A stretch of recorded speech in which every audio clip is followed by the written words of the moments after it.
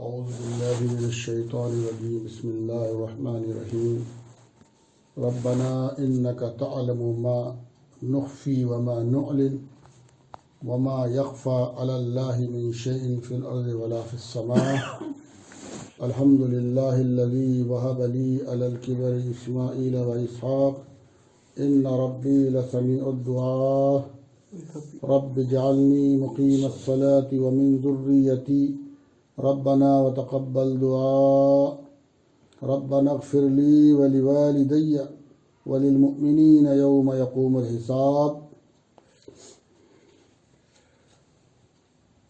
ترجمہ: اے رب ہمارے، تو جانتا ہے جو کچھ ہم کرتے ہیں چھپا کر اور جو کچھ ہم کرتے ہیں دکھا کر، اور مخفی نہیں ہے اللہ پر کوئی چیز، چاہے وہ زمین میں ہو یا آسمان میں۔ الحمدللہ الذی، شکر ہے اللہ کا جس نے بخشا، بڑھاپے میں بخشا مجھ کو، یعنی ابراہیم علیہ السلام اللہ سے کہہ رہے ہیں کہ جس نے بڑھاپے میں مجھ کو بخشا، اسماعیل اور اسحاق کی شکل میں اولاد۔ ان ربی لسمیع الدعاء، بے شک میرا رب سنتا ہے دعاؤں کو۔ پھر حضرت ابراہیم علیہ السلام اللہ سے دعا کر رہے ہیں، رب اجعلنی مقیم الصلاۃ ومن ذریتی، اے رب میرے کر مجھ کو کہ قائم رکھوں نماز اور میری اولاد میں سے بھی۔ اے رب میری قبول فرما دعا کو۔ رب اغفر لی، اے ہمارے رب بخش مجھ کو، ولوالدی، ربنا اغفر لی، اے ہمارے رب بخش مجھ کو اور میرے ماں باپ کو اور سب ایمان والوں کو جس دن قائم ہوگا حساب۔ پچھلی آیات میں حضرت ابراہیم علیہ السلام اللہ تعالیٰ کے حکم پر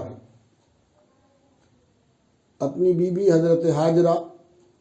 اور اپنے بیٹے حضرت اسماعیل علیہ السلام کو چٹیل میدان بیت اللہ کے قریب چھوڑ کر شام جاتے ہیں، اور اللہ تبارک و تعالیٰ سے یہ دعا کرتے ہیں کہ اے اللہ، میں اپنی اسماعیل علیہ السلام اور اپنی بیوی کو یہاں پر چھوڑ کر جا رہا ہوں، اور انہیں یہاں چھوڑنے کا تیرے حکم سے جا رہا ہوں، لیکن ایک مقصد یہ بھی ہے کہ یہ بیت اللہ کے قریب رہیں گے تو نمازوں کا اہتمام کریں گے اور دین پر قائم رہیں گے۔ اور پچھلی آیتوں میں ابراہیم علیہ السلام نے اللہ تعالیٰ سے دعا کی ہے کہ اللہ کچھ لوگوں کو ان کی طرف مانوس کر دے، اور ان کو جو ہے وہ ہر طرح کی روزی اور ہر طرح کے وَارْزُقْهُم مِّنَ الثَّمَرَاتِ لَعَلَّهُمْ يَشْكُرُونَ، تمام طرح کے پھل ان کو رزق کی شکل میں عطا فرما تاکہ یہ تیرا شکر ادا کرتے رہیں۔ تو ان قرآن کریم کی آیات سے یہ معلوم ہوا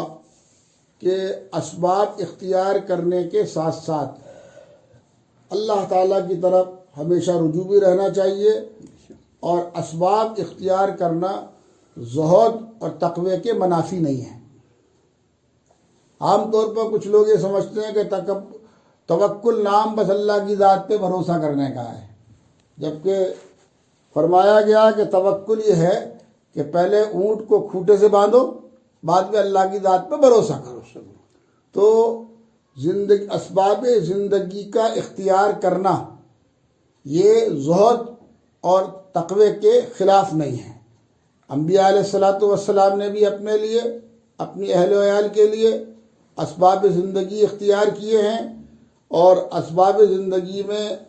خیر و برکت کی اللہ تعالیٰ سے دعائیں بھی مانگی ہیں، اور اصل جو فکر ہے وہ فکر آخرتی ہے، اسی کی طرف توجہ کرنی چاہیے۔ کوئی بھی والدین اپنی اولادوں کو اس سے اچھی نعمت دے کر نہیں جا سکتے کہ پہلے انہیں ایمان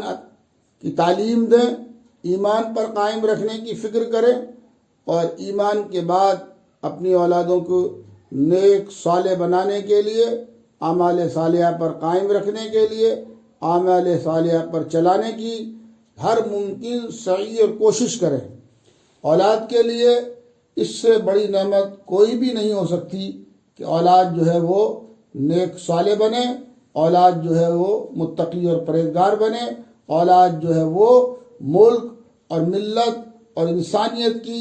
خدمت کرنے کے لائق بنے۔ اس سے بڑی نعمت اولاد کے لیے کوئی نہیں ہو سکتی ہے۔ تو ان قرآن کریم کی آیات میں اسباب زندگی اختیار کرنے کے ساتھ ساتھ، عبادات پر قائم رہنے کے ساتھ ساتھ،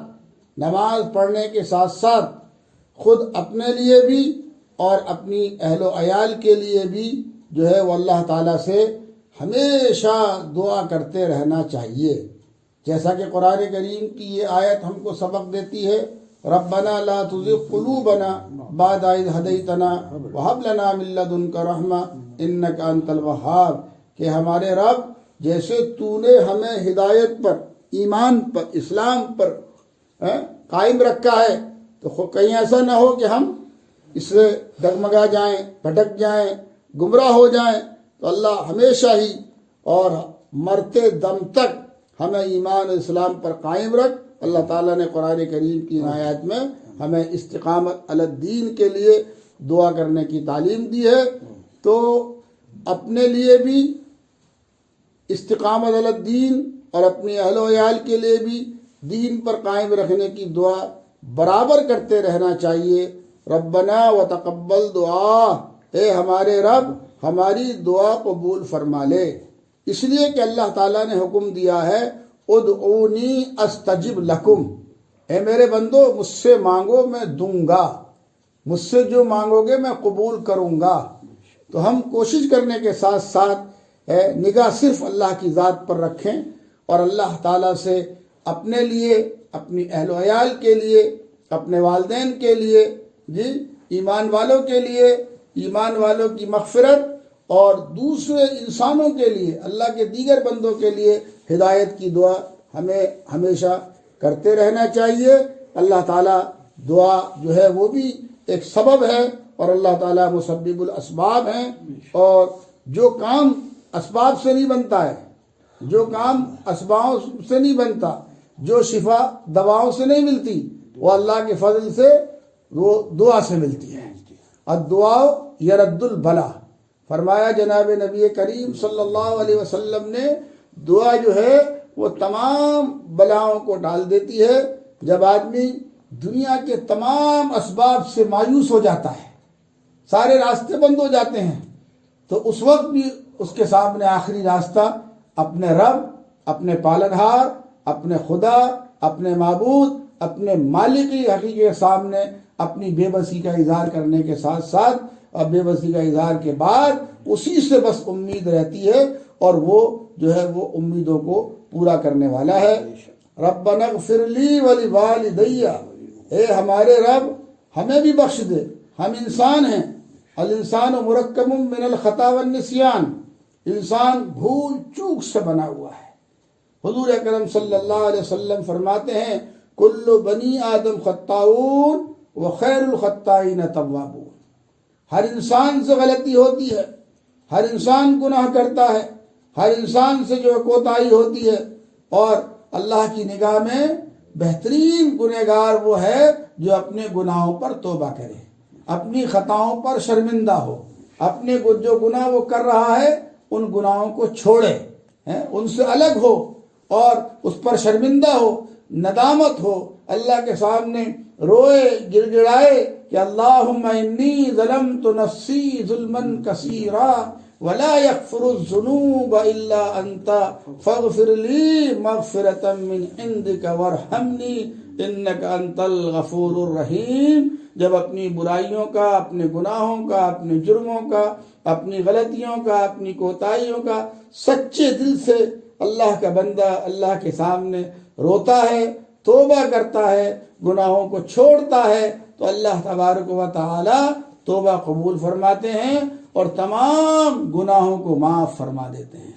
فرمایا جناب محمد رسول اللہ صلی اللہ علیہ وسلم نے التائب من الذنب کمن لا ذنب له، گناہ سے توبہ کرنے والا ایسا ہے جیسے کبھی اس نے کوئی گناہ کیا ہی نہیں۔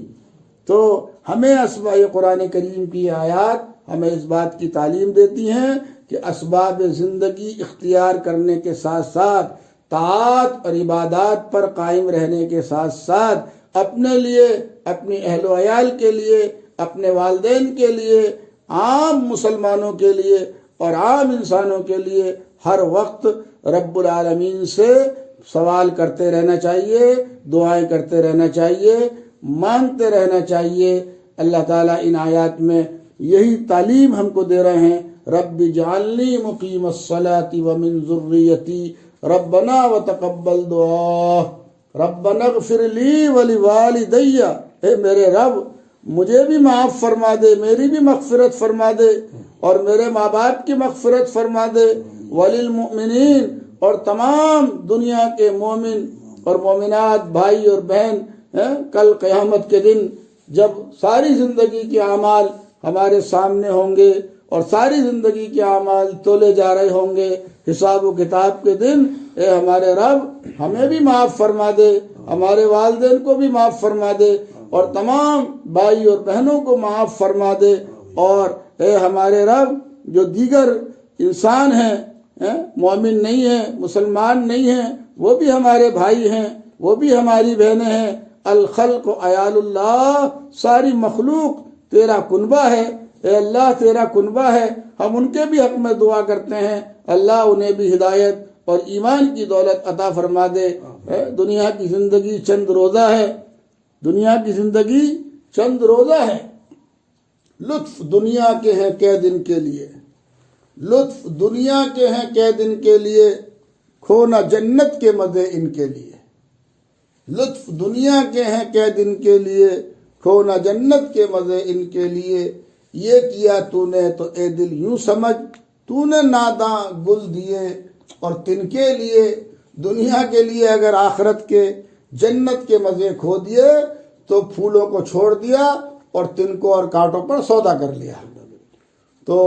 کل آخرت میں حساب و کتاب ہونا ہے، ہم جو کچھ کر رہے ہیں کرتے ہیں، سامنے کریں، چھپ کر کریں، تنہائی میں کریں، اچھا کر رہے ہیں تو بھی اللہ دیکھ رہا ہے اور برائیاں کر رہے ہیں تو بھی اللہ تبارک و تعالی ہماری زندگی سے باخبر ہے۔ اس لیے ہمیں اللہ تعالیٰ کو حاضر اور ناظر جو ہمارا ایمان اور عقیدہ ہے سامنے رکھتے ہوئے اپنی زندگی کا ایک ایک پل، ایک ایک دن، ایک ایک رات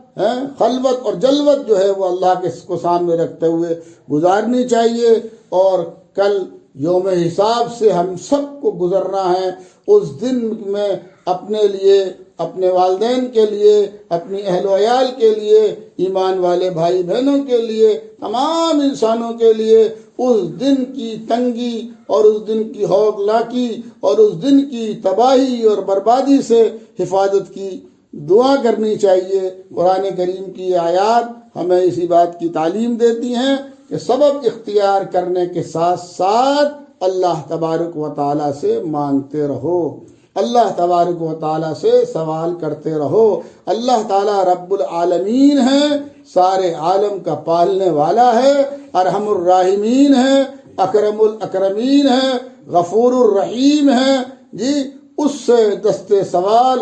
ہر دم اس کے سامنے دستے سوال کرتے رہو، رب اجعلنی مقیم الصلاۃ ومن ذریتی ربنا وتقبل دعا ربنا اغفر لی ولوالدی وللمؤمنین یوم یقوم الحساب ربنا تقبل منا انک انت السمیع العلیم وتب علینا انک انت التواب الرحیم وصلی اللہ تعالی علی خیر خلقہ محمد وآلہ واصحابہ اجمعین برحمتک یا ارحم الراحمین۔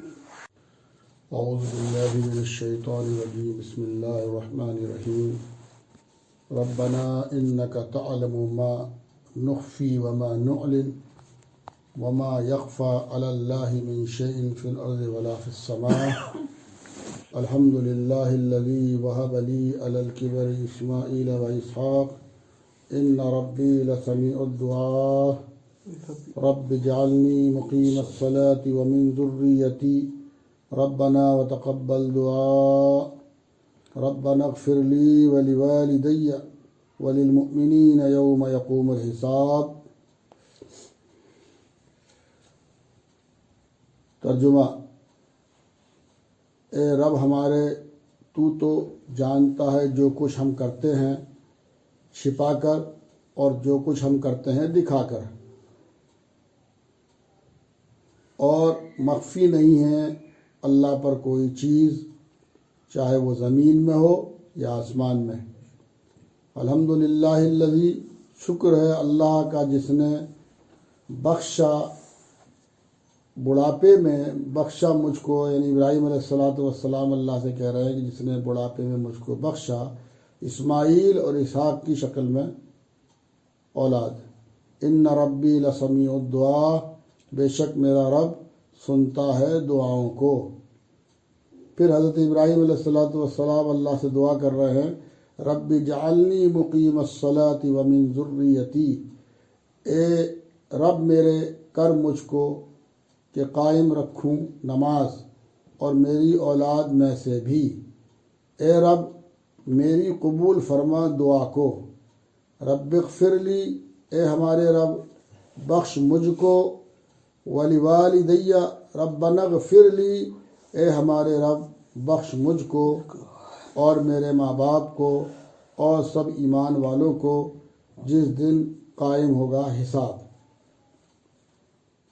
پچھلی آیات